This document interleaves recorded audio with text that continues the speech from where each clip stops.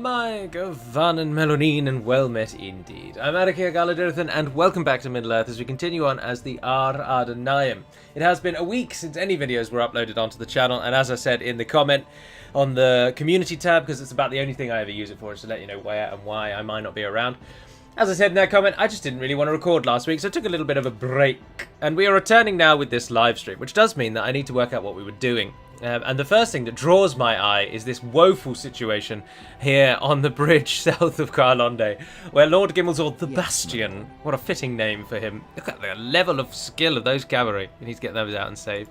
Lord Gimmelzor holds off against Gondor's oncoming tide. Gondor turning into the new Mordor in this episode, this series rather, by streaming everything and anything they've got east and absolutely harassing us on this bridge. Now, first thing we need to do, of course, is give Gimmelzor more forces, because he's going to die if those two armies attack him. But if we can kill these three, I think then we have got the back of Gondor broken. My plan as well is, of course, to get a ship set up and ready from Carlonde, and then Gimmelzagar, the newest family member, is going to head south and raid Pelargir, and then move on to this one that begins with an F, Fanwelond. But for the moment, the army that was going to go with him has got to go onto that bridge, because otherwise they're all going to die. So before we talk to the chat and say hello for you all for joining the live stream, let's just take away those that could very much do with being healed. You guys need to go all the way back to Calenhad for that, don't you? Because that's where the Rohirrim are. Yes. Oh, the scouts don't need to, actually. You could probably retrain in Carlonde, I would have thought. Yes, you can. Perfect. Right, so we can try and retrain those. We've got a couple of units that can train. We've got plenty of money because, on your suggestion, something that I was pleased with and I agreed with wholeheartedly, we sold a load of people that died in one of the episodes a moment ago. And not died. Some of the people that we captured. Oh, I took the wrong thing. I wanted you. There we are. So we captured a load of Gondorians an episode ago, and we sold them back to Gondor, which made us some money, which allowed us to buy to build the port in Carlonde, and thereafter we can try and get some ships going so that we can continue on our plans to raid. I'm not really sure why Gimmelzagar is on this southern side. I don't know why I sent him down there.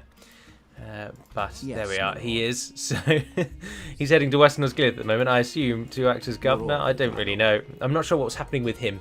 Now, in the north, Ar-Gimmelkad, the conqueror of Minas Tirith, is now trying to take down Caer Andros, and in only 2 turns, it will fall. Khand, interestingly, are helping us in our fight against Mordor. Khand, at the moment, are our only allies, and they are enemies with none of our enemies, interestingly, actually, but they are enemies with everyone else around them, so Khand are probably going to die. But anyway, that's where we are. As soon as I click end turn, Gimmelzor the Bastion is going to be attacked, almost certainly. Chuck another unit in with him, because we can. You're all going to be retrained when you can. And that is where we are. That is what the situation... That is the situation we find ourselves in, I should say, rather. So let's end the turn, and whilst we're doing that, say hello. So good morning, everyone. Good morning, Ian Kocher is how I would say your name were you in Europe, but I assume, given that you're from Texas, it's probably Cocker.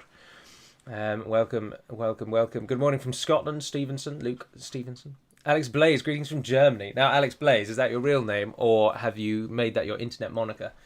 Because having a surname of Blaze would be pretty cool. This campaign is very something youthy that I have no idea what that means. Hi, Galu. Greetings from Canberra, Australia. Oh, greetings. I didn't know that many people actually lived in Canberra. In fact, interesting. It's something I would like to ask you. I could, of course, Wikipedia it later, but I'll forget by then. Obviously, Sydney and Melbourne have pretty much the highest population density in Australia. Is Canberra actually keep up, or is it really small in comparison to the other two? That's something I'd be very interested to learn, so do let me know. Alright, the first of many more bridge battles to come. We are not really outnumbered at all, but they must have much better units than us. They've got 2 Black Root Vale who are going to stand on the side of the bridge and try and shoot us. Just got to watch out for that. Good morning from Hungary. Bliss says, oh sweet, I caught this one earlier. Captain McTavish 2224. Good morning from the land of winged hussars, vodka and pierogi. Poland? Good morning, everyone. Hope you had a good week, Gallo. Thank you very much, Arthanatos. I did have a lovely week. Well, lovely is a stretch, because weather update for you. Summer has absolutely smashed into England this week, and it is, comparatively for us, absolutely boiling, and I can't stand it. I am not one for the heat. And this live stream is going to stretch the warmth in this room. But fortunately, because I'm live streaming in the morning, the sun has not yet come round to the front of the house. And I am not, at the moment, boiling, but I will get very warm as the sun heats up the house slowly. Right, let's line up what we can. We haven't really got very many dedicated archers this time. Only 3. That's not very good. And we need to make sure that we pay attention. We don't want another Eurovision fiasco on our hands. You're not even a proper ranger, are you? Something that I can tell you, I'll get it out of the way nice and early doors, so that if you watch this back, you don't have to wait the entire hour and a half to hear it, is, in terms of modding, I can tell you that absolutely nothing has now gone on in the mod in terms of actual work. Much discussion might be being had, but in terms of work into the mod, nothing has happened now for a fair old time, and I have no updates for you at all, I'm afraid. But as soon as I see anything go into that work log, unless the modders specifically request that I don't talk about it, which I, of course, will respect. We used to do that a little bit back in the day when we added something that we thought was really cool, but we didn't want loads of people talking about it. We wanted it to be a surprise for when the mod released. We used to ask beta testers to not talk about it and pretend it didn't happen. Ah, bugger. No, they're going to shoot us, aren't they? And can I just take all the things that are not full health, group them all together, and have all of them as sort of a backup? They're going to act in the role that the cavalry does when we have cavalry. You can stand over there, and then I think if we make the Corsairs and the Gondor militia all come from that left-hand side to just stand there, and then you 3, or you 4 rather, can all come from that right-hand side. But we want them to start walking across the bridge before we put our troops in position, because we don't want these Blackroot Vale archers firing over the sides of the bridge at us. Who knows what they're up to. Good morning from Ireland. Glad you're back for a little live stream, mate, says Rafal. Thank you, Rafal. Good to see you, good to see you, good to see you. Kia ora, Galu. It's pronounced Ko-Sir. Oh, that's interesting. That's very interesting. Morning from Cambridge. One assumes the Cambridge here in the UK and not the one in the outskirts of Boston, Massachusetts. Thanks, Gallo. It's not my real name, but it would be cool if it was. Certainly would, Blaze. It certainly would. I once met a man when I used to work in the court service. I met a man who changed his name to... I can't remember what his first name was, but his surname was Jaeger, which is a German word for hunter, isn't it? But he'd named himself after a video game character. And he was a very interesting fellow. Greetings from the greatest and biggest country in the world, Oxford. I think you've swapped the word country and town there, Hiram. Morning from Crawley. Hello, Gallo. Lovely notification to be woken up by. Good morning from Manchester. Good morning. Good morning from sunny Bedfordshire. I trust the rest of you in the UK are also suffering under this sweltering heat, and it is not just me. I'd like to know that we're all sharing in this disastrous sun that we're getting. I like the sun, don't get me wrong, but I much prefer the spring/autumn type of sun where the sun is there, but it's generally cool outside. There's a nice crisp air, but then when you stand in the sun, it's nice and warming, but it's not oppressive. Whereas this summer heat, where there's no reprieve, I just do not like that at all. Lick. Interesting name. And by interesting, I mean moronic. God isn't benevolent. Fear evil, he says. You preach, sir. You do what you have to do. Get your quota in for telling everyone that we should fear evil. Right, what we want to make sure is keep the horns in place so that they don't get through to the crossbows. And if they look like they're going to get through to the crossbows, we charge them. Oh, that's interesting. They're routing immediately. Oh, this is going to be a simple victory. I think they're routing because the Corsairs were possibly hidden. I'm not really sure what's gone on here. But they won't get through. We've got plenty of units. Our archers are all firing away. And it was Blackroot Vale archers they just sent down the bridge. I don't really know what the AI is up to here. But I think, to be honest, if we rush them, wait for them to get actually across the bridge. No, let's let our arrows fire off a little longer first. Let's use our ranged advantage. Oh yeah, this is going to be an absolute doddle though. Look at it. They're already shaken. Charge them in. Charge them in. Give us that. Give us that. And we've got mass carnage routing. This one's over. Gondor without a general is just too easy. It's just too simple. They need to bring generals and they just aren't bringing them. Right, now we're getting shot at though, so... Oh, I'll tell you what, you guys that are basically the sacrifice, go and shut down those archers. Let's come out of times 6, move you guys back over here, and you guys back over here, back into times 6, and there we are. Feel free to sprint. Sprint, sprint, sprint, sprint, sprint. Alright, so while they're carrying on from that, good morning, 6 AM in the USA. As an IT developer, yeah, no talk before being sure it's done and well. I swear I've just tuned into a previous episode. You're still at the bridge. Yes, I'm afraid I am. We will be at the bridge for at least 3 more battles, if not more. And there's very little I can do about that. This is always the risk when one fights in a place where they're not secure and you have to defend yourself for turn after turn after turn. Canberra is very small in comparison, but we are the capital nonetheless. And not that you lord that over those in Sydney or Melbourne at all. Awesome Finbro says, what's your opinion on the Blue Wizards? Moreover, what theory of their fate do you support? Did they fail, departed from their mission like Radagast and Saruman, or did they succeed in some way? I am firmly in the camp because I am a person that likes to think everything went well. I'm a glass half full, rose-tinted kind of guy, I'd like to think.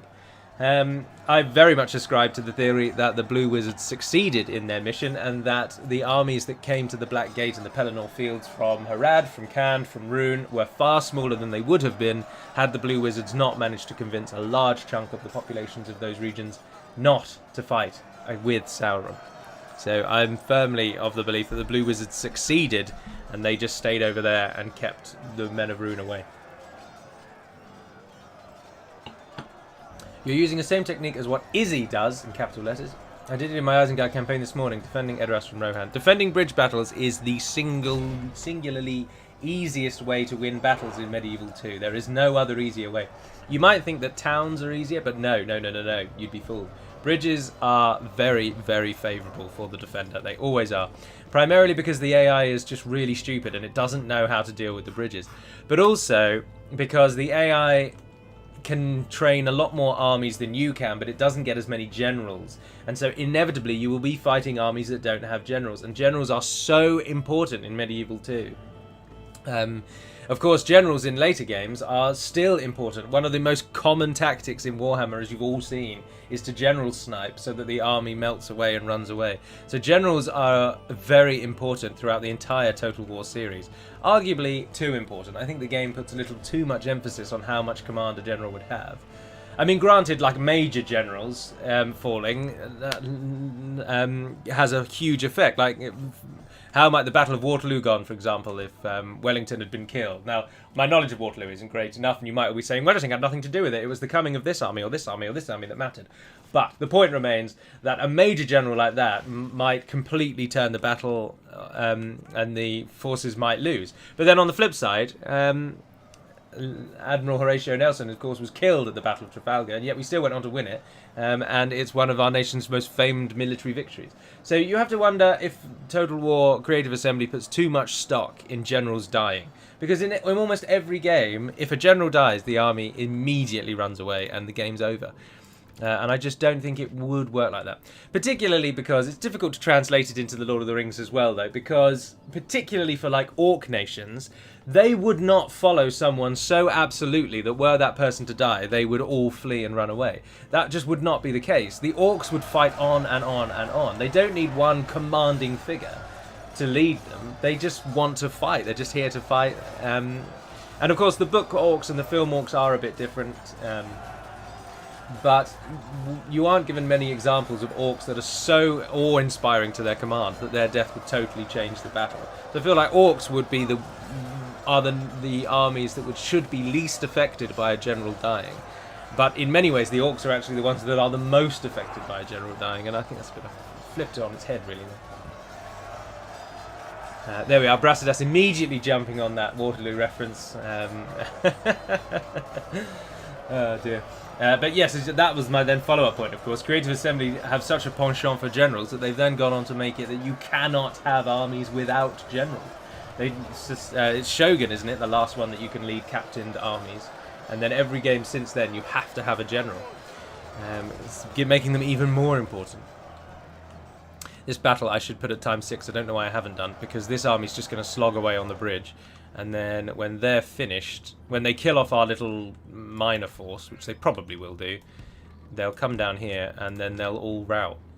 But we can't get the mass rout benefit on the bridge because our forces can't actually surround them, and it's the flanking that drops their morale the most.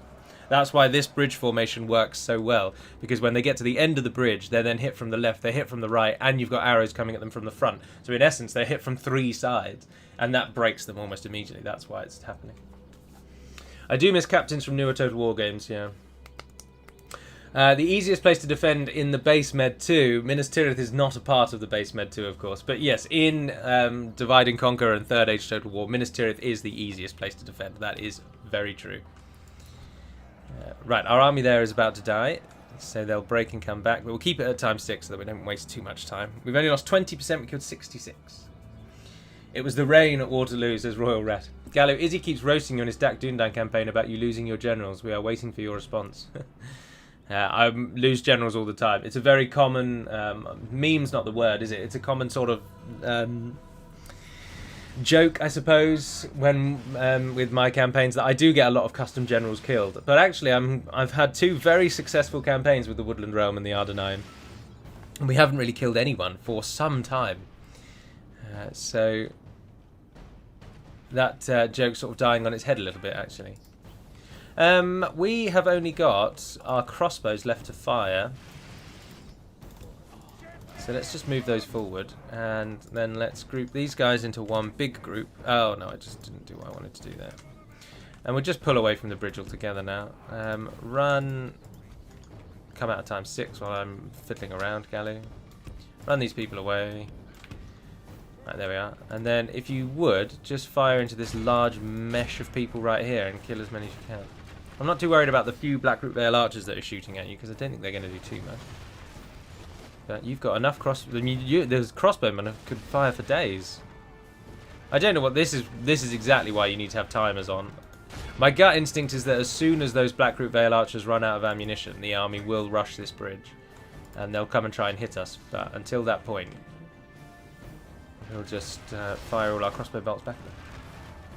Good morning, Gallu. I just recently found DaC thanks to Lionheart, and I'm absolutely loving it. Thanks to you and the team. Well, thank you, David, but I'm no longer part of the team. But then I suppose the work for the new team has not been released yet. So if you're playing Divide and Conquer at the moment, it is very much the work of my team and myself. And when the next version releases, that's when you'll get to play the work of the new team. Didn't Tolkien describe orcs being linked to Sauron akin to ants linked to their queen? If the queen dies and they just wander aimless and wither away. Yes, exactly, but that's Sauron. He commands the entire nation. That's totally different to their individual orc commander on the battlefield. But I'm not sure if your point is, you're saying your point in an attempt to support my argument or counter it. But that's very much my thinking, is the orcs shouldn't be upholden to their individual commander, because Sauron is the one ultimately giving them will and driving them forwards. So it's the orcs just shouldn't break if their general dies. Basically, they should be fighting to the very end, but they don't. Right, we've run them away. Let's see if the enemy plays ball. What I'm going to then do is rush the 3 Corsair units at them.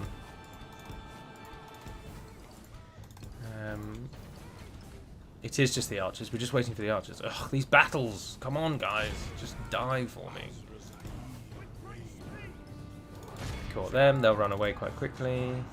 If we continue like this, we will smash the enemy. Now we can get the Blackroot Vale. Blackroot Vale archers are actually pretty good in melee with their large 2-handed swords, which we can look at because they're cool. Come out of time 6, and there we are. Can't really see them at the moment though because they're all dying. Yes, no, so we missed that, but they have very cool 2-handed swords. Ah, the enemy has finally decided that it's over and they are running away. Good. They're not routing, but they are running away, so we just have to wait for them to flee. Thank you very much, Killer Kriegsman, for the £5. Again, very, very, very, very kind of you. It's nice, thank you. Hey, Adrian. Oh, that one's gone, sorry. Considering Nazgul and Wraiths and such, do you think there is anything to a human that is distinct from the material natural world, yet just as real, i.e. not merely conceptual or the like? Considering Nazgul and Wraiths and such, do you think there is anything to a human that is distinct from the material natural world? I'm not entirely certain I understand your question. Do you mean, do we humans like have souls in Lord of the Rings, or does humanity, do humans in Lord of the Rings have souls? The enemy are utterly vanquished. We lost 515, but we made them pay 346. The Azrael crossbows. Experience gained for... Oh, those are all the ones that died, aren't they? That's interesting. Greetings from across the pond. Early enough to catch one of these for once. It is very early for yourselves over there. I would not blame you if you're still sleeping awake. Well, the history goes that Melbourne and Sydney couldn't decide who deserves the capital more, so they built this symmetrical town between them in a valley called Canberra. Well, that's very much my understanding of Canberra as well. If Canberra existed in this day and age and would be located in England, would you say that they'd be based in Canterbury? That's an absolutely atrocious pun. Alright, we're going to kill all of those. We do not want to now give them troops back. We got our money already, so... Yes, my lord. Alright, that's some good work. But we need more troops, so keep sending them into the army. Yes. We've got to fight these two, and then I think we can actually press out.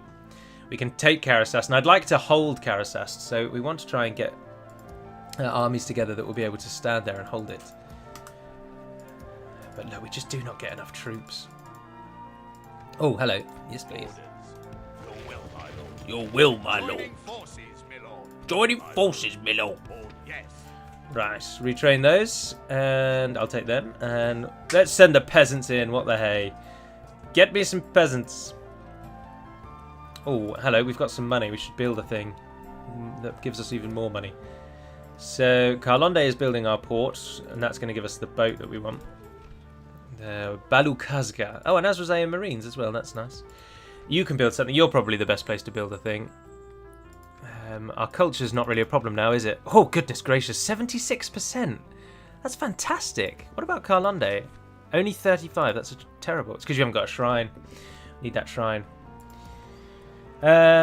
Be tempted with a military garrison in Eastern Osgiliath in case Mordor does rear their head. I think we should lay the groundwork for that. I am going to get that. I know it's not economic, but it's necessary. And then you can give me communal farming and a blacksmith with the money you get after that. So Calenhad, your primary function is also going to be for your castle, aren't you? Which is military, really. I wouldn't say no to a port from you either, but would that actually give us anything? So trade's at 986, buildings 425. Trade goes, oh, quite substantially up actually. That's not too bad. Farming goes from 136 to 204. That's not really very good, is it? But it does add to the population growth. It's interesting that it doesn't tell you that. It's another one of those little oddities from the creators of the game itself, that farming automatically increases your growth, but there's nowhere in the tooltip does it tell you that farming improves your growth. Even in the description here, it talks about communal farming and what the sort of the definition of that and what it actually means, but it doesn't tell you that it improves you. But anyway, we'll try and get a farm there as well. Kyrandros is about to fall. We'll see if Faramir rises up before his untimely demise. I'd like him to rise up because we'd like to see what he's like on the field, but he's so low on troops now that army will easily beat him. Yes. Right, and Gimmelzor, we've only got 2 more bridge battles, and then, as I say, we're riding out. If we can take and hold Karasast and we can sail Gimmelzagar south... Ah, these earphones always cause my ears to itch. If we can take Gimmelzagar south, then we can really hit Gondor. I think we're in a good position despite the mistakes of the last episode. Azrael are surprisingly good. Do you have any favourite custom scenarios in Age of Empires 2, Gallo? If you've played any, that is. I really like the... is it the Tatar campaign? Or the... No, the Cuman campaign. The Cuman campaign that was added with the Khans expansion. I can't remember what it's called. I want to say Rise of the Khans, but it's not Rise of the Khans, is it? Normally they use alliteration. Coming of the Khans, maybe? I can't remember anyway. But the one that added the Cumans and the Tatars, both of their campaigns are really fun. And they're very worth playing. Hi, Galli, what is your favourite faction to play in AoE 2? Forza Azzurri, the Italians, without a shadow of a doubt. Magyar's probably close second. Oh, the armies have come and they've joined together. That's good news for us. So, in fact, one bridge battle will define the fate of the Ar-Adûnâim. Captain Arathorn comes, and he's not got very much at all. 2 units of cav militia, that's not going to help him, but he has got a ballista, which is a bit of a pain. And but we've got some cav. We might be able to rush across. And then Arvaleg. Oh, Arvaleg, they're really scraping the barrel now. 3 ballista units. They're not going to do well. We need to try and... I always say this. My theory of the battles is absolutely perfect. My practical application of that theory is atrocious. But we need to try and ration our ranged forces so as to not use every single bolt and arrow that we have in the first wave and hold enough back so that when Arvaleg comes, we can meet him on the field too. But whether or not we'll be able to actually achieve that remains very much to be seen. The AI is clever, I suppose, is what I'm trying to say, in that they know that we've only got a finite number of arrows. And it's not the reason they do that at all. But the AI comes across the bridge, don't they, in stages. So they send 5 units, and they send another 5, and then they send another 5, and then you win. And they don't do that out of some semblance of strategy. They do that because the AI is not very clever, and it thinks, oh, that's enough units to go and win. I'm sure that will be enough. So they send what they think is enough. And then when that doesn't succeed, they send something more, and so on and so forth. No, I think it probably will be better to have you line up like that, so that you can all fire straight down. Right, they've got some archers and they've got a ballista crew, haven't they? So they're going to try and shoot us again. So let's try the similar strategy of not standing right next to the bridge. And then we'll move the forces up. Swap that one out for that one, actually. If you can come and stand with these forces, because the ballista crew is going to shoot at you. Right, Cav, I don't really know what we're going to do with you, because you're never going to get across that bridge in time. You guys can go behind those, and you can go behind those. The enemy are yeah, we're not going to get across the bridge to hit the ballista crew. That's apparent immediately, because it's right there. So we're going to have to suffer the bolts of the ballistae, I'm afraid. How do you attack with archers that still have arrows? You hold down the Alt key on your keyboard. ALT, I don't know if it's ALT for everyone, but it's Alt key for most of us. Holding Alt forces melee attack, as Ian Kosa says. Steward Faramir still employing the tactics of Monty Python's French, hurling insults from atop the walls. Now, there's one thing factually incorrect about your statement there, and that is that for whatever reason, Gondor did not give the stewardship to Faramir when Boromir died.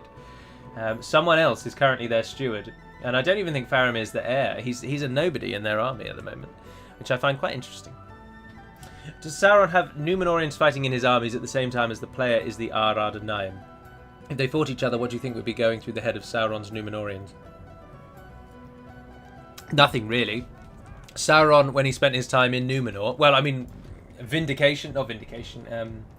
conviction would be going through the minds of Sauron's Numenorians. When Sauron was in Numenor, he evoked such emotion in the Numenorians that they worshipped him.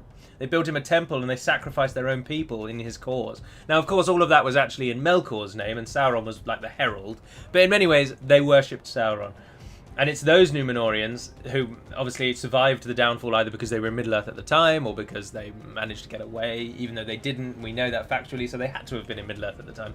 They still worship Sauron, and of course, the Numenorians that didn't go with Ar-Pharazôn will not know that Sauron betrayed them all. They won't know that. They just know that the Numenorians assaulted Aman. So if you're looking at from the point of view of a Numenorian who's in Middle-earth, your armies, led by your king, who you love, who's been guided by your coming god, who's come to your people and shown you the ways of the world.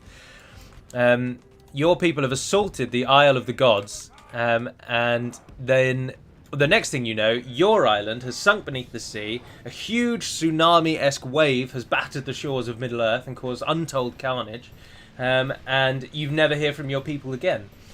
What would you surmise from that? You would surmise that either the gods had to act in such over-the-top retribution for your assault that you would feel probably even stronger in your beliefs that the gods betrayed you. Not only have they now betrayed you, they've wiped out your homeland and killed most of your people.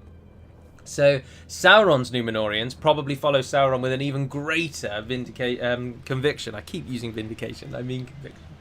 Whereas the Ar-Adûnâim are in our alternate Lord of the Rings universe, the Ar-Adûnâim are written as Numenorians who, whilst they are still faithful, they are aware that Sauron actually betrayed them, and he wasn't this great all-knowing power who's come to save them, but instead he came and he tricked them, and it's because of Sauron that they fell.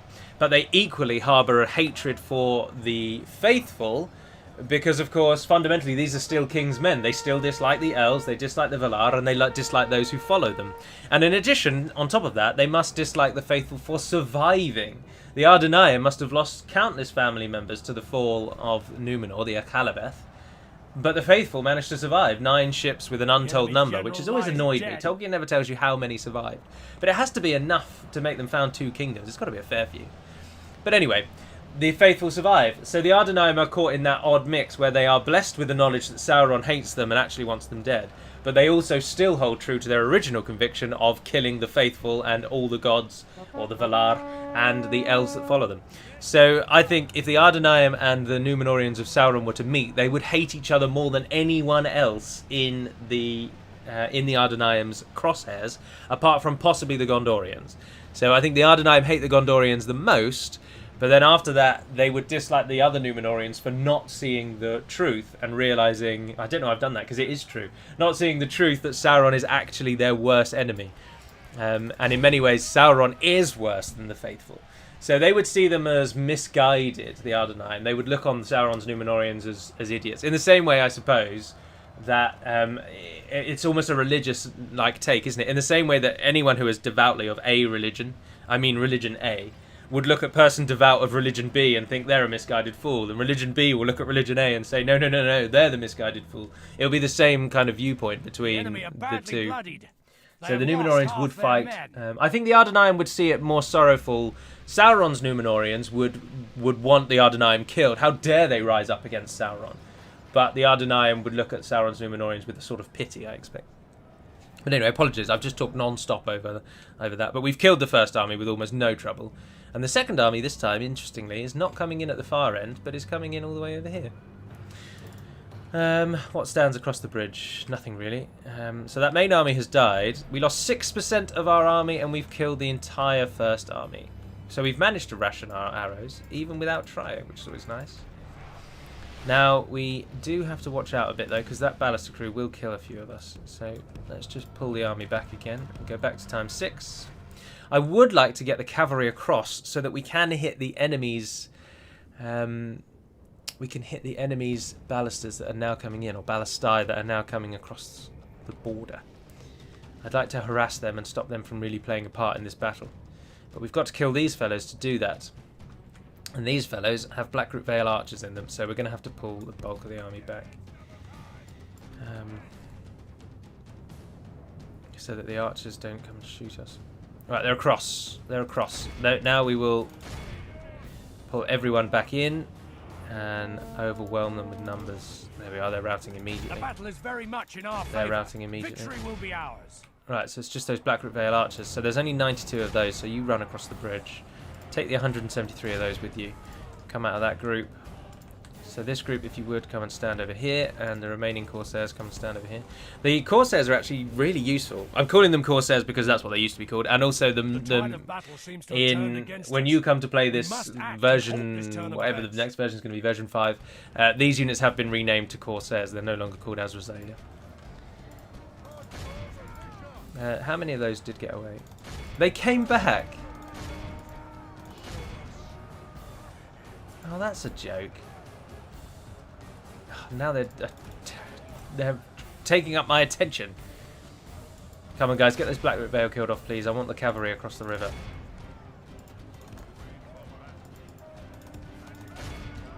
That's got to have broken them. There we go, they're fighting to the death.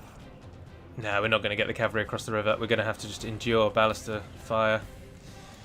That's disappointing.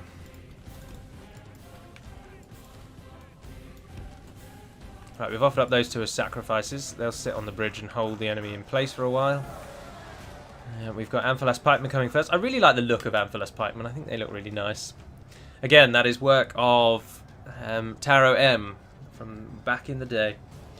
I believe that I mean the Valar could have just sunk Ar-Pharazôn's Fervri, but it was a bit far, destroying the whole of Numenor. I've been playing CK3 Lord of the Rings mod, and I'm playing the same faction you're playing. For some reason, their marriage doctrine allows for incest. Is this lore accurate? Well, this entire faction is made up, so lore accurate is to each fan to decide, I suppose. in my mind that, well, I mean, Ar-Pharazôn married his first cousin, didn't he? Or is it second cousin? I can't really remember. But it's well within the wheelhouse of the Ar-Adûnâim and the King's Men of Numenor to turn to incest to keep their bloodline pure. They're the only nation in Middle-earth that has any that sort of fantasy trope that we do see a lot, and not necessarily a fantasy trope, but fairly historical trope, isn't it, of keeping one's blood pure. The Númenóreans are the King's Men are definitely the closest to that. Well, indeed, the Gondorians had a civil war when they thought that their blood was being watered down by the coming Northmen. So purity of blood is very much something that's fresh in the Númenóreans' minds. So incest is easily within their wheelhouse. I think there were 4 or 5 boats of faithfuls. No, there were 9. There are 9 ships that led the faithful from the Isle of Numenor. Very categorically, but we don't know how many people were on those 9 ships. Berkeley Smith adds a good point that whilst the ships founded Gondor and Arnor, Pelargir and Londare were already populated. Although by that point Londare had been abandoned, hadn't it? Londare was abandoned long before Numenor fell. It's been a ruin for some time. Oh, interesting. The AI has decided that they'd like us to win this battle because they've bugged out and most of their army's in the corner doing nothing. So that's always nice when your enemy looks at the battle and thinks, you know what, actually, we will give this to them. We'll give them this one. We'll take the next one. Right. Nothing's in range now of our forces, is it? No. So you are free to once again fire at will, Commander. Fire at will, Commander. If anyone can say that line without quoting the Emperor, then are you really living? Are you really living, or are you missing every opportunity? Ilyas Bentaleb Barret says, "Hey Gally, how are you?" I'm very well, Ilyas. It's sunny, although it's, as we've mentioned that already, it's oppressive, but at least it's sunny. It's a Saturday, which is always nice. I'm only 1 month away now from qualifying as a solicitor. In fact, it's the 30th of this month that I qualify, so that's going very nicely. Everything's going pretty well in terms of our wedding preparations on the 17th of July, provided that the country is opened up by that point. Our wedding can go ahead as planned, so we can finally get that done and dusted.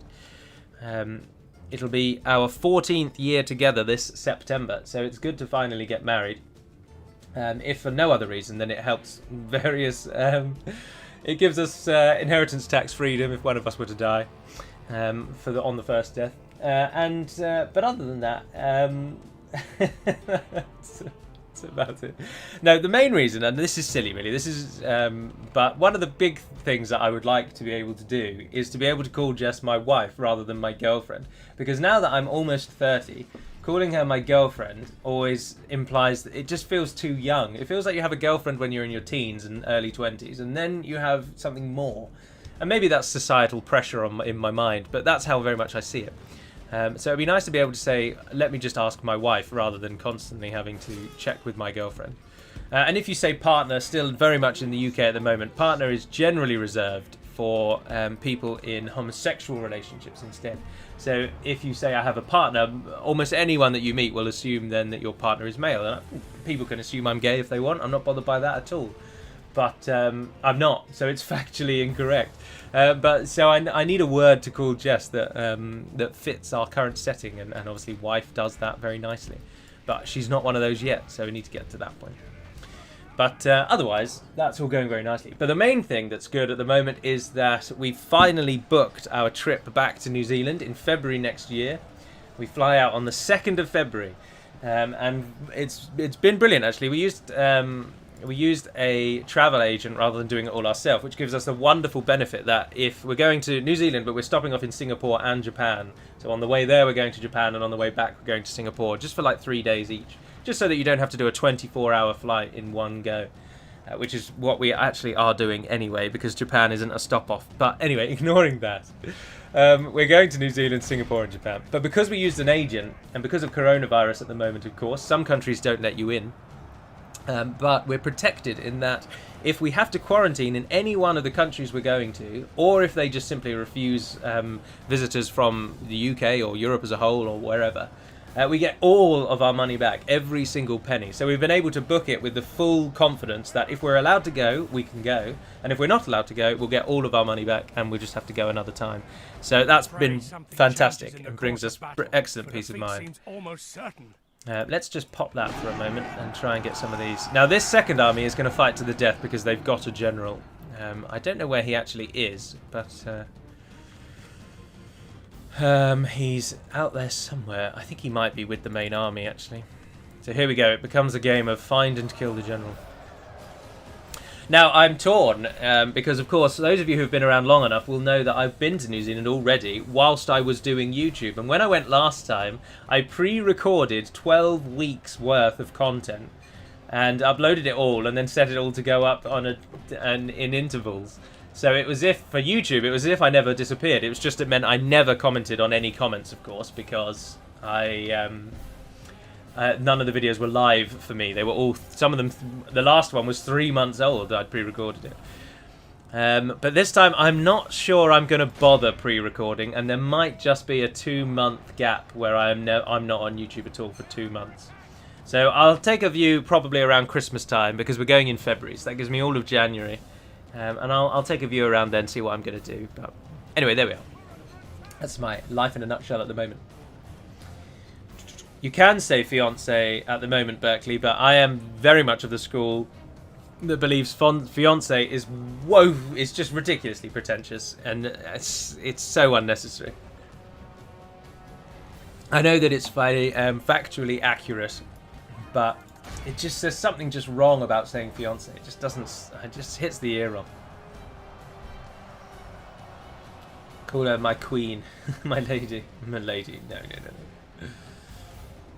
Thanks, Gallo. I didn't know partner is assumed male. I mean, it might not be in the rest of the world, but in England, if you say, "Oh, so what did you do at this weekend?" and you said, "Oh, my partner and I went into town," people will almost certainly assume you mean someone of the same sex.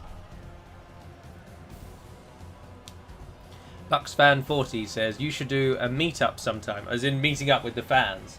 That would raise my anxiety levels to a very, very, very high extreme, and I don't think I could do that. Anonymous Plays says, I missed half an hour of this stream. What did I actually miss then? Well, I'm afraid Anonymous Plays, all you missed is one bridge battle and the preparations for then this second bridge battle. This second one is proving to be much tougher because our enemy has a general. And so we're getting first-hand experience of how generals completely shape these battles. But, on the flip side, this is very possibly the last bridge battle for some time, because these are the last two big Gondorian armies, and we are about to break them. But we're going to suffer a lot of losses in this one, so we shall see. You can say betrothed, says Zada. I could say betrothed. That one. I do actually use that one if I'm talking with someone who's I'm sort of friendly with, but like a work colleague who I like, but they don't really know who Jess is yet. So I would say like my betrothed, and that gives a bit of a chuckle. But holidays are good, but YouTube is very punishing about it. It seems so. Well, I mean, it depends what you're in YouTube for. If you're in YouTube for money, then yeah, a YouTube holiday is a suicide. You'll lose a week's worth of revenue, which is a lot of money. If you're in YouTube just for fun, then I'll take holidays whenever you like. Do what you want. Right, we've slaughtered those that have come across the bridge, which suggests the general was not amongst them. Ah, no, indeed, because he's over there, slowly making his way towards us with those tall tower shields. We've got a fair few crossbows still to fire. But I think what we want to do is pull away from the bridge so that we're not getting shot at, because we are currently still getting shot at by everything that they have to offer. So what we're going to do is go a bit extreme, and we're going to pull back completely. So we're going to pull the melee forces back over here. Cavalry, we're going to open the battlefield up so that our cavalry can become useful. Oh, I put archers in with the crossbows. Idiot. Crossbows are going to go there.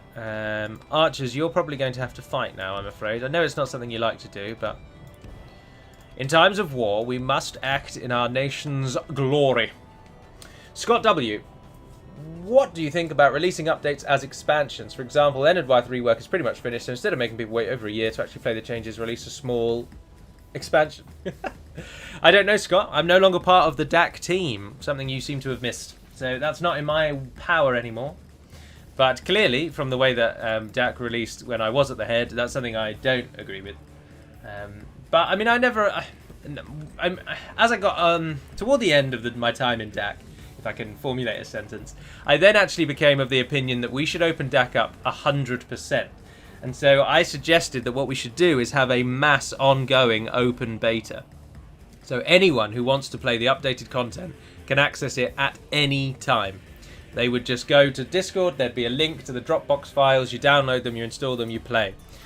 But it was vetoed by the rest of the team because the biggest problem would be troubleshooting. If someone came to us and said, oh, I'm experiencing a real problem, so a crash that's not just, oh, I installed it wrong, or my computer's not good enough to play it and I'm blaming you, but a crash that's actually a crash, like if a texture for a unit was missing, for example, or a script broke at some point, things like that, real crashes. If they actually are in the game, it's difficult trying to troubleshoot where and what the problem is. If 3 people are using a version from 4 weeks ago and one person's using a version from 1 week ago, how do we narrow down whose game has got the bug and whose game it's been fixed in? So that's one of the big reasons why it was vetoed. But also, it would mean the number of people asking for installation help would skyrocket, because if we released it through a Dropbox beta, and back when I was actually in the team, lots of people, you'd have to install it yourself. You'd have to copy and paste the files, which is hugely prone to error. Lots of people don't even know how to copy and paste files. They just turn their computer on, they play games, and they don't know anything about how the computer really works. And so whilst they might have an understanding of copying and pasting, getting them to put it in the right place is a nightmare. And it's just so open to errors. So it was vetoed. But that was my suggestion. So were I acting alone on the mod, you'd all be able to play all the time, no matter what. But rightly or wrongly, it was vetoed. I'm sure many of you will say wrongly, because of course you want to play DaC and you know how to install things through copy and pasting. So you'll all say, no, that's terrible, you should definitely have done that. I can't believe they said no. But for those of you who don't know how to copy and paste things, it might have been a nightmare. Right, we can charge those archer militia, so we will do that. We've got some more crossbows firing, and our plans worked wonderfully because the AI has sent their general across the river to die on his own. So we've created this little circle of death for him, and in amongst that rabble somewhere he'll fall, and as soon as he does, this battle is over and the day is ours. All the idiots have brought their siege across the river. Let's charge that instead. They're targeting our general. They're targeting our general, people. Right, archers, now is your moment of glory. Let's go, chaps. Send him in as well. Send them in as well. Let's go. Let's get this battle won and dusted. It's so disappointing that this battle has taken place at night, because it's even harder to see things. I wish you were coming to New Zealand on the 19th of November for the Hobbiton Beer Festival. Behold how our I didn't know cowardly Hobbiton foe held a runs. beer festival. It's time to press the attack. But no, we chose February, March rather than November, December times. Charles Marty says, Je ne te permets pas passant? Passant? Possibly? I don't know what that means, but I just like to practice when I can. Martin Eggman, other half is common, and once you're married you can call her Mrs. I hate Mrs. so much. So much. When I came back from university, I carried on playing in a Sunday league football team with the team that I played for before I went to uni. And it was filled with people that used the word Mrs. And I just absolutely hate it. It's connotations that are unfortunately, it's prejudice on my part there, I suppose, but I hate the way they say Mrs. like they own them. Like, yeah, the Mrs. is making me stay at home today. It's like, ugh, it's just ugh. How is betrothed less pretentious than fiancé? Because I use betrothed in a joking way, as in we're mocking people that actually say betrothed, because no one says betrothed in a non-ironic way. In an unironic way, I suppose you should say. But fiancé just sounds way too bleh. Hello from South Africa. Hello. Now you have to deal with that unit in melee. This fellow over here, no troubles. He's dead and gone. Well, he's not yet, but oh, there he is. That one's the bodyguard. Right, those archers are all dead. Our cavalry have hit the archer militia. The rest of the enemy army is now crossing, but the rest of the enemy army is now going to fight us with their general dead, because he's not getting out of that. So we've got that one advantage, but we have now... We're about to use up every single arrow and bolt that we had left. Right, if you guys can come over to this side, and then once you've killed the general, which is going to happen any day now, isn't it, chaps? then they can cover that left-hand side. We've got the cavalry that we can charge in and around, but there's pikemen on that side that are protecting them a bit, which is a bit annoying. Oh dear. You're not sprinting and the enemy is. No, there's no point running away. You suffer huge losses if you try and run away. Right, you're going to get in battle as well, and you're going to get in battle as well. The only person who I'm going to leave out of it is him, because I really didn't want him to die. But the Ar-Adûnâim armsmen, it's foolish to leave them out of battle. The enemy, I don't think will, because of the timer as well, I don't think the enemy's going to win this. But we just need that general to die. Yes! Just on time. Perfect. Right, get in there, everyone. Get in there. This is our chance for glory. If we charge into basically anyone now, they should run away. Most of their army defeated. Their general now dead as well. We should see a lot of routing. Come on, guys. Come on. Oh, I've used the right click instead of left. Are you looking forward to the Lord of the Rings Amazon series? Vincent Cardivi says there won't be a series. I assume because he just doesn't want to watch it. Burying your head in the sand, the ostrich defense. Keep moving around. Protectorate is something I hardly see used in DaC playthroughs. Is it just that medieval 2's diplomacy is atrocious? If it wasn't, it could be pretty fun to try and get Gondor to surrender. Yeah, it's because the diplomacy in Med 2 just doesn't allow for them. If you turn someone into a vassal state, they just don't see you as an ally. It just makes almost no difference, and they break them almost as soon as they think they can. Every AI is essentially set up and hard-coded to hate being a vassal, and they just don't work at all. Right, Cav over there. If you charge into those guardsmen, if you can come and hit the back. Have we got another elite use? No, bugger, we haven't. Speed it up. Fortunately, even though their general has died, we are still up against relatively good Gondor forces. Better than Corsairs, anyway. This is how I should put that. Oh, a lot of them are fighting to the death. Yeah, no, it's happening. Once one goes, they all go. It's like playing against Mordor. For the moment, the fortune of battle goes our way. We've got the buggers. Pray it remains as such. Oh, the pikemen are routing. Yes, chase them down. Do not let them get away. Don't let them change their minds. Right, we've killed them. All that remains are this ballistic route. And it's over. We did it, chat. We made it to the end. Gallo, a serious personal question. What is your favourite food? Behold how our cowardly foe runs. That's a very good question. It's time to press the attack. The enemy are utterly Look at that vanquished. glorious victory. This is a great victory, worthy of only the mightiest of generals. Gimel Zor proving once again he is a master on the field of battle. 260 as was crossbows. 323 though, Baruthiel's watch, undisputed. My favourite food stuff is bread. Definitely bread. I like all forms of bread. I love bread. And thereby extension, sandwiches are generally speaking my most commonly eaten food type. I love a sandwich. Hi Gallo. Love and watching from Pakistan. Oh well, that's bloody miles away, Sam. Welcome, welcome. It's even further in the day for you, isn't it? Because you're right, not left. So, was it about 3, 4 o'clock? Must be boiling over there at the moment. Does anyone know what causes the King's Purse income to decrease? The King's Purse is set. Oh, 14,000. Goodness gracious. No, they need to die. We must make example of them. Oh, Faramir is rising up. Yay. The Battle of Giants. Look how many command stars are involved in that battle. That's insane. Oh, Faramir the defender. Faramir the misguided. Faramir the about to be slaughtered on the field. Can you imagine, though, if he manages to kill Gimmelkard in the battle? The King's Purse, the King's Purse cannot dynamically change in the game without external factors. And what I mean by that is the King's Purse can be adjusted by us in the script file, but the game will not automatically edit it. So if your King's Purse is increased or decreased, it's because it's been told to by a feature in the script.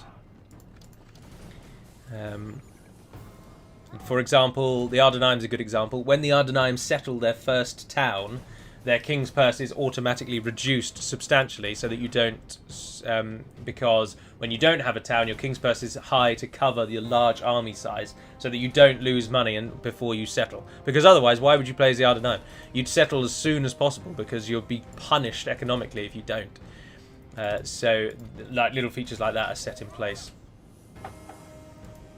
Interesting that Faramir is looking to shoot at the cavalry. Now, Faramir, of course, does have a level 9 Ithilien Ranger bodyguard. And there is Faramir standing on that side. But there are only 56 of them. And they, whilst being level 9 in experience, they are still just Ithilien Rangers.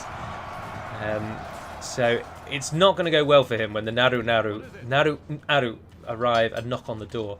And a key example of how they're only Ithilien Rangers is that 10 of them have just died to the Gondor cavalry militia charge.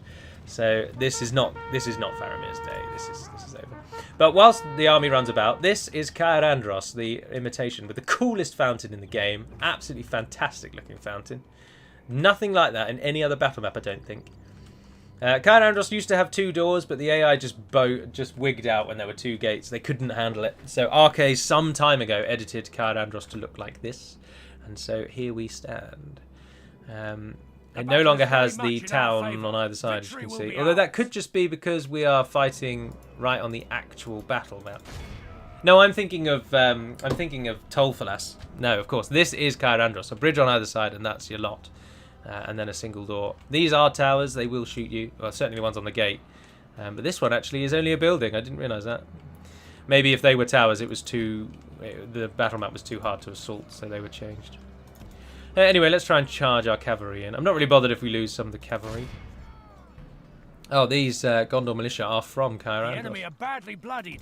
Note that many of you will be looking at Caer Andros and you'll want to say Care, but it is, strictly speaking, pronounced Caer, not Care. So it is Caer Andros, even if it does sound a bit awkward. Oh, Faramir's died. And the last of his army, the last 12 rangers now go and stand over there.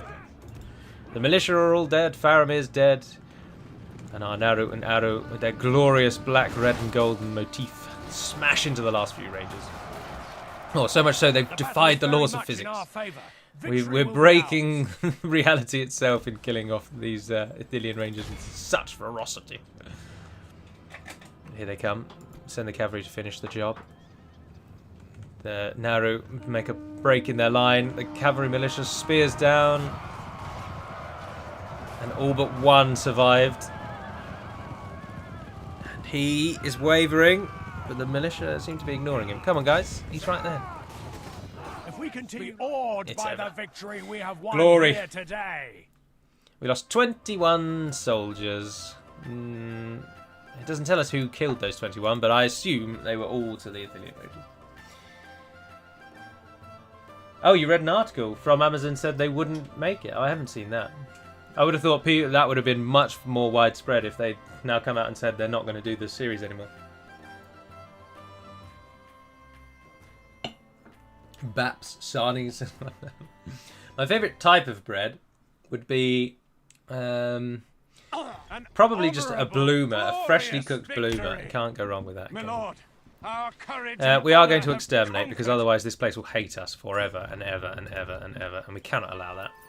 Oh, we get a Raiders Guild straight away. Yes, please. Caer Andros has fallen, and our hopes that Gondor might die to regicide fell long ago when we learned that Faramir wasn't the heir. So that was never going to happen. But anyway, we've got Caer Andros, and within it we find a practice range, a barracks, a meeting hall, a leather tanner. Our Raiders Guild gives us a melee weapon bonus, so we'll be able to retrain our forces there. We can repair some structures, but not all, and we're going to need a Dark Sanctuary almost as soon as you can get me one. It only makes 805, which isn't great, is it? You've got some more troops available. We're really low on troops, actually. So we might have to stand on the bridge for a moment, because the Karasas garrison has improved drastically. The Gondor can just train troops so quickly. It's ridiculous. Do we have enough troops, do we think, to actually kill that army? Because if we do, we can attack Captain Haladan and get the garrison of Karasas into the battle. But I'm not sure we've actually got a strong enough army to do that. By your command. Yes, my lord. I don't think we're going to be able to... Oh, we've got troops over there that we want. Yes, look, that whole army's moving down. So we'll stand on the bridge for now, in case this garrison moves out, which means we might have to fight one more bridge battle. Yes, my lord. But then when those 4 troops get down there, then we might be able to move out. Oh, those bowmen. Let's pull the bowmen back. Yes. Try and retrain them? No. But at least we've taken Caer Andros. There's our stout allies moving in on our own city for some reason. We won't question that. We'll just nod at them. We could do with another spy, actually, so that we can see a bit more than just the small area that the diplomat gives. But anyway, for now, end the turn. If Faramir kills Gimmelcad, I'm looking forward to the next intro. We've been eating nothing but maggoty bread for these days. Some baguette. I want that fountain in my garden, says Hans Peter. You need a fairly sizable garden. Or a very small fountain, I suppose. What do you think of the Euros being all across Europe instead of one country? I think it kind of kills the fun even further compared to a World Cup. Oh, hello, Mats. Oh, I haven't set you or Knight to have those privileges yet, so you haven't got a little blue spanner icon. It's because I took that and I took a break, didn't I, and then didn't think about it. I'll need to do that. I was talking about that with a guy at work, actually, just yesterday. And given the situation with coronavirus and most people not being able to leave their countries at the moment, I think it actually works out fantastically that the Euros are going to be held all over Europe. Because then at least the stadiums in the countries that allow people to be in them will be fairly full. Because all the people that are local can all now flood the stadiums. Whereas...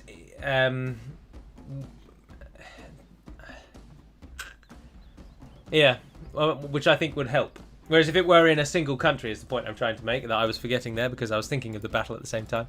If it were in a single country and hardly anyone could visit that country, for example, because of the regional lockdowns or because of restrictions, then trying to have all your fans going to every stadium will mean there will inevitably be games, the ones that people aren't all that bothered about watching, there will inevitably be games that aren't really very full. So having it spread out across Europe, I think, means that the few games that will be in those countries will be packed because it's something for people to do. Football fans can now all get out. But if it was in one place, I think there'd be so many games where no one goes to watch. Like how many, if let's say, for example, that the Netherlands was hosting it, for example, how many people are actually going to turn out to watch the Czech Republic versus Scotland game, for example? How many Dutch people are that bothered about Scotland versus the Czech Republic? It's not going to be a huge game, is it? You're going to want to go to the big games. You're going to want to go to the countries that are likely to win. That's the way that it always goes, isn't it? So I think it serves. I think it's lucky that it's all across Europe this time. But in normal circumstances, I agree with you. I think it's a terrible decision because then you can't have fan groups, can you? Whereas normally you go to one country for the whole month. You go to as many games as you can, and it's like a long extended holiday that many people can get really involved with. Why do we have almost no crossbows? Oh, it's because I put you in that group. But in this case, I think it works. I mean, are you going to tell me now that actually Scotland and the Czech Republic are huge games for the Netherlands? And loads of Dutch people are going to be turning out to those games. I can tell you, though, that with the final and the semi-final being in England, Wembley is going to be rammed. Because if Boris's plan goes ahead and we are completely opened up by... the 21st of June at the moment is the plan. Then the final and the semi-final, there'll just be no restrictions here in the UK. It'll be back to normal. So Wembley will be packed, which will at least give a good atmosphere. I mean, and of course, most football fans haven't been in stadiums for over a year now. And England, of course, is a huge football nation. It's a massive part of our culture. And so that I think will work really nicely for us anyway. I mean, any country in Europe will have a packed stadium for the final, but the point that I tried to make there is that hopefully in England we'll have no restrictions by that time. But I don't know if in other countries that's going to be the case. So whereas obviously having the final in a country that's still in lockdown would just create a horrible atmosphere. But anyway, I shouldn't really talk about football because the majority of people here do not give two hoots about it. How is purity of Numenorian blood measured? Absolutely no idea. Yeah, two countries, not the whole of Europe. Belgium and the Netherlands also hosted one. Yeah, two countries I think works quite well. And Belgium and the Netherlands, I mean, you're so intertwined, aren't you? You're, dare I say, in many ways, you're almost one country. You're like England and Scotland, but without the overarching united aspect. Given that, of course, Belgium used to be part of the Netherlands. But then it was quite a time ago, wasn't it? Like 5 or 400 years ago. When did Belgium break away from the Netherlands? I don't know that. Are physiotherapists paid well in the UK, Gallo? I'm going to college to be one, so if they are, I'm moving to the UK. I have no idea, I'm afraid. Yeah, they are. Oh, yes, they are, says Jessica from the background. So if you become a physiotherapist, there's money to be made here in England. The World Cup being in Qatar is just silly, isn't it? I dread to think the environmental impact of having whole stadiums being air-conditioned. It's just madness. FIFA is so corrupt, it's unbelievable. But then it's just crazy. It's just absolutely crazy. Qatar's not even a big footballing nation. Like there's no, for their own It's just madness. I just think that's bizarre. I never really understood that. But I mean, I did. It's because they paid them lots of money, and so they said, yeah, sure. Yeah, but the plans were made before the pandemic. Sure, now it works out very well, but the whole tournament fun is gone if Corona hadn't happened. Yeah, no, I completely agree. If coronavirus hadn't have been a thing, having it all over Europe is a terrible, terrible idea, and I just do not understand it. But it's just been really lucky that it has happened at coronavirus, because I think it will now mean that actually the games will be fairly well staffed or stocked, even if they're not interesting games. Matej Menzel. Hey Gallo, have you played/seen the Warcraft 3 mod for Med 2? No, and the Warcraft isn't something I have any nostalgia for, I'm afraid. So that mod holds no interest to me, I'm afraid. Sorry, old bean. Bridge battle. Dutch people will appear wherever the Dutch are being represented. Are you vaccinated? Says Papa Zulu. No, I'm not, but I'm in the next set of people. My sister has been vaccinated because she's 2 years older than me. In fact, my entire family other than me have been vaccinated because I'm the only one that's not 30 yet. Jess has been vaccinated because she works in a...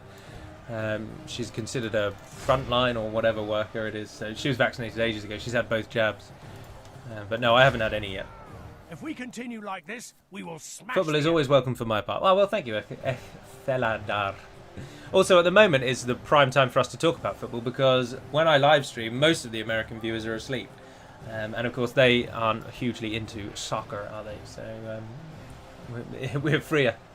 So England versus Croatia again. Yeah, I'm not looking forward to England and Croatia. I always consider Croatia our sort of boogeyman nation, in that we should absolutely beat Croatia on paper. I mean, on paper we should beat almost everyone. We are one of the best countries on paper, but it never transfers to the game. As you all know, England haven't won anything for years, and it's a.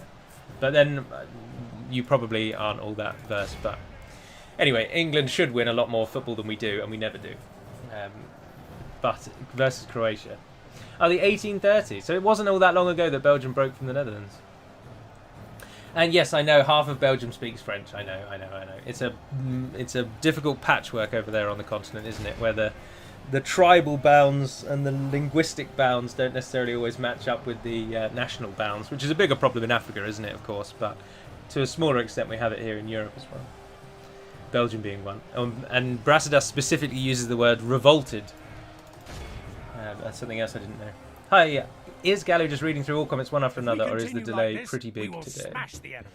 The delay is normally about 10 to 20 seconds, I think. Something around there. Yeah, Qatar automatically qualified. This always reminds me... it's a bit different because New Zealand did actually do all right, but the World Cup, was it 2010? When New Zealand held the reigning champions, the Italians, to a draw. I remember supporting New Zealand so much through that. But they had like a semi-professional team. They had some players who had to ask for time off work to play in the World Cup because they didn't have... But they didn't have a football team, a constant football team. It's not a big enough thing in New Zealand. And it must be the same in Qatar. They can't, their team is just going to get rinsed. And it's always just ridiculous, isn't it? Qatar, it was just going to be a horrible location to host it though. The temperatures, I struggle when the temperatures hit about 24 degrees. And so to think that there are places on Earth where the temperatures hit 40 and people still live in them, I just can't do that. I don't get it. It must be horrific. And to try and play football in that, but then as I already said, they're going to air condition the stadiums, aren't they? They're going to enclose all of the stadiums and air condition them, and it's just going to be it's madness, absolute madness. English people don't hate Scots. They hate the French. They dislike the Scots. Have rights now. Yeah, I don't hate Scottish people at all. Scottish people, as I understand it, it's something of a pastime to hate us English people. But I wonder if Scottish people would be disappointed in how little attention we think of them and Welsh people and Northern Irish people. But then that just might just be me, I suppose. But everyone's different, aren't they? Why is this army not dying quicker than I expected? There's no general here. I expected them to run away almost immediately. Ah, we're up against actual Gondor forces. There's Gondor spearmen in there. Territorial guardsmen. I didn't realise there was a unit of Gondor spears. The backup army has once again wigged out and it is not joining us. Oh, they are, but really slowly. Yeah, we might struggle then, actually, if we can't get this army killed off quicker. We've used all of our arrows already. Alright, it's time to just mass them. We're just going to blob into our enemy. God, militia, send him in. Oh, I've done that a bit too early, actually. And there's spearmen on that side. We don't want to charge the cavalry and spearmen, but let's speed this up. The enemy general lies dead. Ah, there we go. Teach him to ride to war on a pony. It was just a captain. Blimey, a captain who commanded great strength. Is Jess just casually in the background all the time?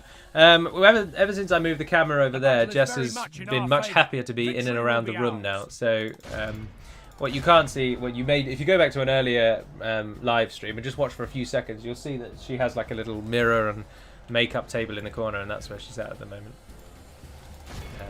But with the live streams, she comes and goes. She comes and goes in when I do recordings, but you just don't realise it. I quite often record with her sitting right next to me, but fortunately it doesn't get picked up, so we make it through all right.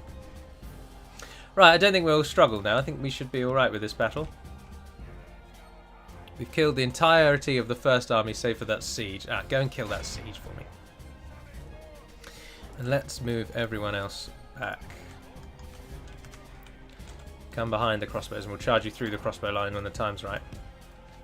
And the cavalry can go off and kill that ballistic crew. Hello from Croatia. You will lose.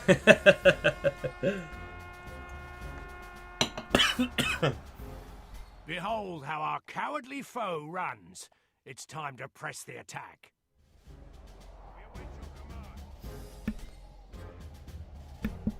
I laughed at the wrong time. Very much there. Now the drink has gone down the wrong way. Good old sporting spirit there. Hold on, I didn't get your name. I'll have to find the comment again, and I'm going to cough absolutely again.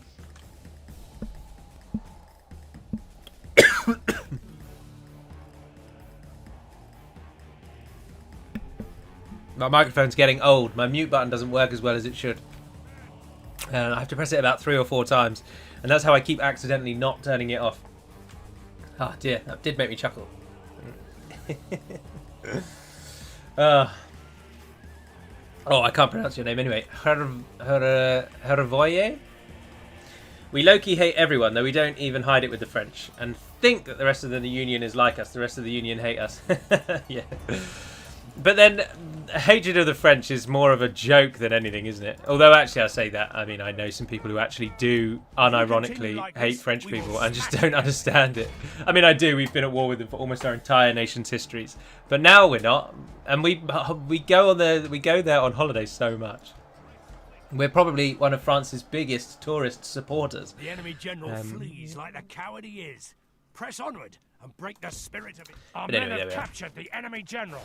Guard him well and make it so he can see us. I find that the problem with English people, and the reason why we think a lot of people hate us, is because everyone else has to learn our language. And I've said this before, but everyone has to learn our language, and a great many of us, don't bother to even try other languages. So when you rock up to France and you just start talking English loudly at them, I don't understand why you're then surprised that they are a little disappointed you haven't even bothered to learn the basics. And it happens a lot, sadly. Right, let's get ready here, chaps. We've got to just rout this last army, and we're going to do it by flanking them predominantly. So, you go hit those, You run over there more. Lambling Clansmen, Territorial Guardsmen. Where's our general? Have I sent him off yet? No, perfect. So we can apply him strategically. Into position. Into position. Qatar will not lose a game in their group stage, just like Russia getting to the semis in the last World Cup. Oh, that's a bold claim, Rafal. If you think Qatar will not lose a game, then fair play, I suppose.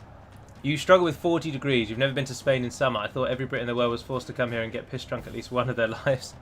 Spain doesn't hit 40 degrees, though, does it? Don't you normally cap out around 32, 33? I have been to Spain a great many times, but I've not been there to get piss drunk. That's not how I spend my holidays, I'm afraid.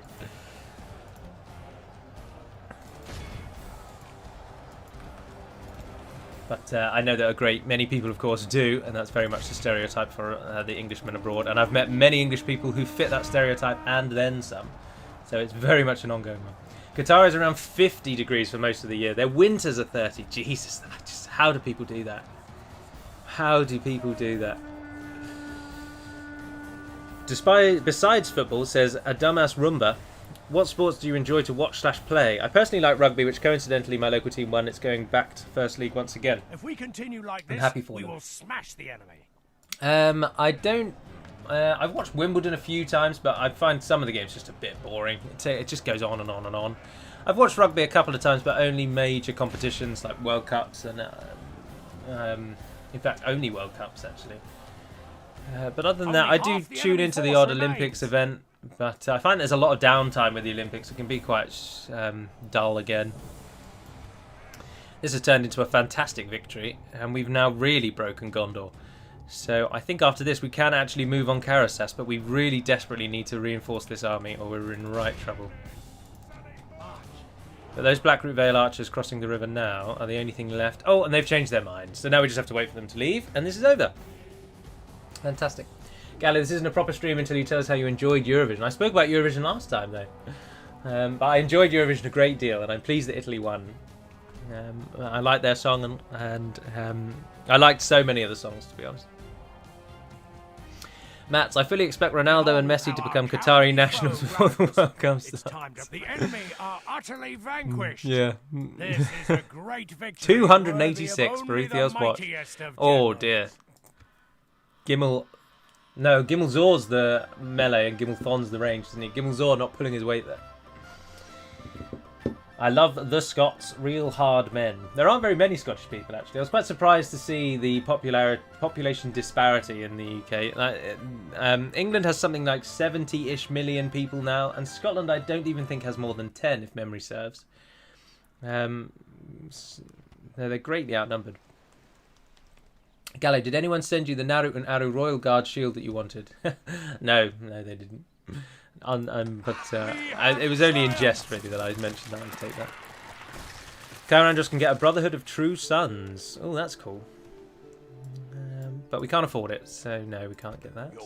Alright, and we can hit them just as our Rohirrim reinforcements arrive on the scene. So join that army. Yes! And then we're going to end the siege with we're going to end the stream, with finally our first external victory that does not require a bridge. Archer Militia, Lamadin Clansmen, Blackroot Vale Archers, and the man who's been governing much of Gondor's attempts to try and hold us back, who's been coordinating from the tent at the back of the battlefield in every battle, is Forlong the Fat, living up to his name. And he's got 1 unit of Blackroot Vale Archers. Did I save it? I think I did, but we'll save it again. Attack! And we can take Karasast. Yes, we've finally broken Gondor, everyone. Welcome. The number of Dutch cyclists in the French mountains, Massif Central especially, is ridiculous. What do you think of the 2 times Belgium beat England? I'm afraid I was either too young or I just simply don't remember them. There are very few England games that really stick out in my memory, I'm afraid. So, and those sadly are just not among them. Right, we actually have to play this battle. It's been a long time since we've played a battle on the field. I'm not sure I know what I need to do, but we've got 2 units of Cav, and our level 9 Rohirrim are back, so we're going to be giving the enemy a good old going over with them. We've got some peasant militia with us. Rohan are standing up to their Gondorian overlords. They have understood the plight of the common man against the haughty Gondorians. And here they are. Now, they don't get a visual change when they're with the Ar-Adûnâim. They are just Rohan peasants. And they are a terrible, terrible unit. But we're going to use them anyway, because why not? And then, of course, we've got our staunch leader. Start the battle. Bringing in reinforcements. We completely outnumber this enemy. And then some. We outnumbered them like 4 or 5 to 1 or something, wasn't it? So this is going to be a doddle of a battle. But we do want to still retain at least some tactical sense, not just throw our army away. Oh, we're being attacked from behind. Well, let's rush this fellow on the hill, get him out. Oh, God, such an itchy lip. Who has an itchy lip? Ask Yo Evanson, or Joe Evanson, says, hello from Norway. Also, Gally, got to say, I love your entire channel. I got inspired by your campaign and started my own, where I invaded Western Gondor and pushed east. Thusly, Mordor was more of a threat. Yeah, and Western Gondor, if you want an easier Ar-Adûnâim version of what I've done, Western Gondor is a surefire safety zone.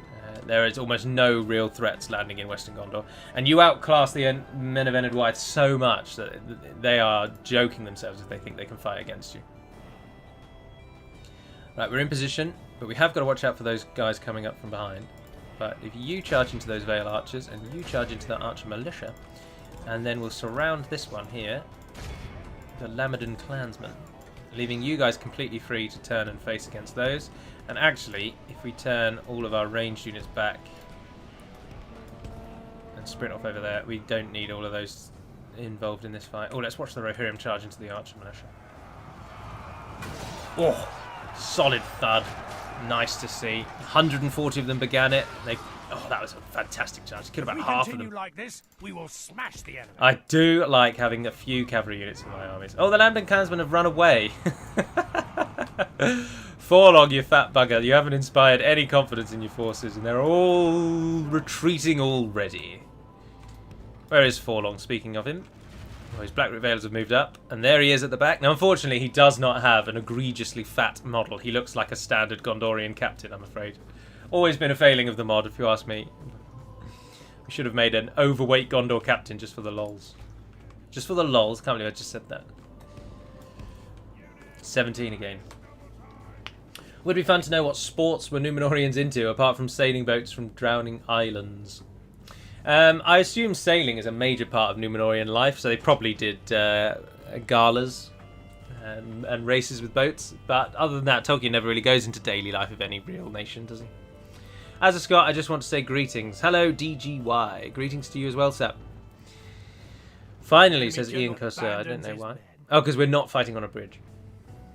So happy to more than 5 years, AC Milan is back to Champions League. See, yeah, having supported Watford my entire life, Champions League is something I do not care about. I don't even remember the last time I watched a Champions League game. It's just not really in my on my radar. It's not something we'll ever attain. Those Lasanic Axemen are getting close, and they're going for our general. So let's try and bait them. Let's try and use a similar trick to the bridge battle, actually, in creating an opening so our ranged units can shoot at them. And let's offer up the peasant militia as sacrifice. You can do it, guys. I know you're drastically outclassed. Should we see how outclassed they are? Peasant militia, attack of 2, a defense of 5, and a charge of 4. They're terrible. Versus Lasanic Axemen, upgraded Lasanic Axemen, with a 10 attack that's effective against armour that frighten nearby enemy infantry, have a 7 charge bonus, and 20 total defence at the moment with their upgraded armour. It is so one-sided. But look at this guy. He's going for it anyway. Bold as brass. He's still charging. Oh, and he's been cut down in his prime. Attacked in the back. What a shabby Nazi trick. Despicable. They didn't even give him a good old chance. They didn't give him a fair fight. That's just not what you want to see, is it? Oh, we haven't paid attention to the fact that the enemy behind us, losing my voice for a moment, came back to fight again. Let's send the cavalry to deal with them then. So the peasants will keep them busy, and then all of you are going to target them. Only half the enemy force remains. Get those killed off with crossbows and the like. And what's happened up here? Right, the Lambton Clansmen are now getting killed off. We should have just chased those down. I don't know why I didn't. That was silly. That was very silly. Anyway, the Blackroot Veils have been hit. They'll run. The Lamadon are running. The Veil will break shortly. There they go. Victory will be ours. And that's all of them gone. Right, if you could just go and finish all of those off for me, please. And then it's just Forlong, really, that remains. He's killing off our peasant militia, but our archers and our crossbows are bringing him down. The enemy, our men have captured the enemy. Yes. Oh, wrong one. And make it so he can see us. I thought that was going to be Forlong. I got all excited then. Now bring the cavalry back. Six it up. That was dangerously close. Thank you for the 3,000 Hungarian. I really want to say florins, but it's not florins, is it? But thank you for the 3,000 of them, though. That's very kind of you. And buongiorno from Italia. Good day from Italy, everyone, says Radec 543, or Radec 543 maybe. Or maybe it's an acronym. It should be said as RADEC. Where is Forlong? Oh, he's over there. The peasants are finally getting their way. It's like the when Geralt gets beaten down in. Where does he get beaten down? Is it Blaviken? No, it's not Blaviken, isn't it? Somewhere else where he loses his memory. I'm not familiar with the story well enough, but I always find it odd that a mob of peasants are able to overcome him. But then that's the point, isn't it? Geralt is not superhuman. And just like Geralt, Forlong is being mobbed by a band of peasants. The last few that survived, 26 of them made it out alive. How many did we kill ourselves, one wonders? Hungarian Florence. Oh, so it's close to Florence. Ecthelion asks, Gallo, I have the discs for Battle for Middle-earth 2 with the Witch King expansion. Could you please tell me how to get them to play? I can install it, but it doesn't run. What do I need to do? My steps were I installed it, and then I immediately installed the patches, the fan patches, which you can find in the link of any of the Battle for Middle-earth videos on the channel. And then I had no trouble. It then just ran straight away. I don't think I had to do anything to get it to work. No, there was some sort of extra stage, but I think the patch solved it. When I tried to run, the game just off the disc, it wouldn't work, and that's when I looked for the patches actually, and I think that's what made it fix. That's what made it fix. That's what fixed it. Was installing the patches on top of the normal. Let's end this in style. Peasants, you've done wonderfully well. But you probably will die to Forlong. Enemy general lies dead. Oh, he dies in this first charge from the arms one. I should have slowed that down. They've killed him with a shield bash. Fantastic. And Forlong goes down, and with him, the hopes of Gondor. For they've now not only been broken and beaten on the bridge of the River Erui, they have lost the garrison city of the bridge as well. Karasast falls. We lost 291 people. And how many peasants were killed by arrow fire? 45. That's a substantial amount. Geralt is a mutant though. Doesn't that mean he is superhuman? Well, I suppose technically. My steps were I just pirated it. Says Alma Light of Solar. Yeah, that's the way most people play it at the moment. It's very hard to get the discs. Please speed up while he is being bashed. Hilarious while he flays around. The perfect sport. The lack of an overweight Gondor and captures the reason Gallu left. Oh, thank you, Michael Watkins. I'm glad that the videos were informative and you were able to get what you wanted out of it. Now, this is where I'm torn, because actually I really want to hold Karasast. We're at the point now where we need towns. But we can't risk a rebellion, so we're going to have to exterminate the populace. There's no way around it. Noble conquest. We can't recruit anything. We can't really do anything. We can merge the armies all together. Just take a quick look around, and then that is going to be where we do. And what the hell are you doing here? That's a fort. Doesn't even trade anything. Oh, where Hurin has been hiding this whole time. That's interesting. He's gotten grey. He's been there for so long. Well, it's because they turn grey at about 60, even though they don't die till they're 120 odd. So he'll probably be in that fort for the rest of the game. I don't think we can allow that. Someone should head over to that fort and finish that off. I don't really want to leave our Gimmelcad in Caer Andros either, actually. Is that our capital city? Oh no, that's just a huge city. Where is our capital city? Oh yeah, Western Osgiliath, of course. Oh, we find Gimel Zagar. Your orders, my lord. We could swap them around then. Let's do that as a bare minimum. My lord. Chuck him in that one, and Your Gimel Zagar, orders, you my go to lord. Caer Andros. Because I'm not going to use Gimel Zagar to raid, as I say. That we don't need to, really. And we don't need to worry about towers either, because, as I've mentioned already, Gondor is covered in towers. Pre-built towers are already up.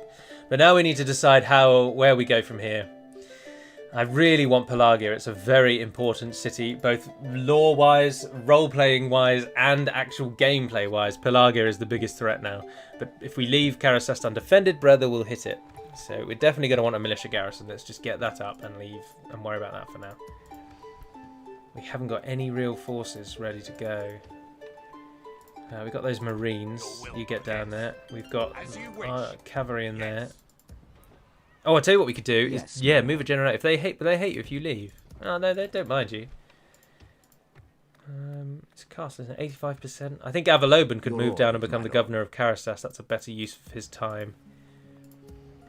Yeah, Calenhad doesn't need a governor. It's right up there. The front lines need a governor.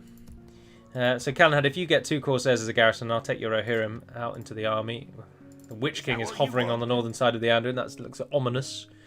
I don't like that much. If you could move to the other side, because we've got this sight range here covered now. And I could do with that other spy, actually. Can you give me a spy? Ah, yes, brilliant. Right, Zagarkor, you move on to Fanwilond. Oh, which is also so undefended. Oh, so many opportunities. But anyway, that is going to be where today's stream ends. Just have a quick glance over the comments. Gally, what would you say is the easiest faction? Mordor, probably. Gally, do you know if it's possible to feminize the Arachia title? Oh, you asked that earlier, didn't you? Yes, it is. There's an alternative. Ara just means high, and so that would stay the same. But here means lord, and I can't remember what lady is. I can't remember. I cannot remember for the life of me. That will bug me, I'm afraid. But no, there is a feminine version of it. You just have to look. You'd have to look it up. I can't remember what it is, but it is possible to feminize Arachia. It would. The last part of the word would change. Gally, why are you trolling me always when I'm playing the Mordor ring is found in other map corner? That's just always the way it works. It always spawns really far away from you. Gallo, it's Gimmelchad to Gimmelchad. Gimmelchad to Gimmelchad. It is pronounced Gimmelchad, I'm afraid, not Gimmelchad. I don't really know what that point is there. Gallo, I have a Dol Amroth banner I want to share with you. Can I send the picture on Discord? Certainly can. Feel free to just message me on Discord. It will come through to me. But otherwise, that is going to be the end then. That's all the comments. Au revoir, says Rafal. And thank you very much indeed for watching along today. This week will just be a return to normal. So you've got a Warhammer episode coming up next. And then there'll be more DaC. And then there'll be Battle of Middle-earth. And then we'll go from there, really. And we'll see what we do next weekend. But for now, and until we speak again, everyone, thank you very much for tuning in. Have a wonderful week. And until we speak again, Navair Naden Pedamat Melonin. And farewell.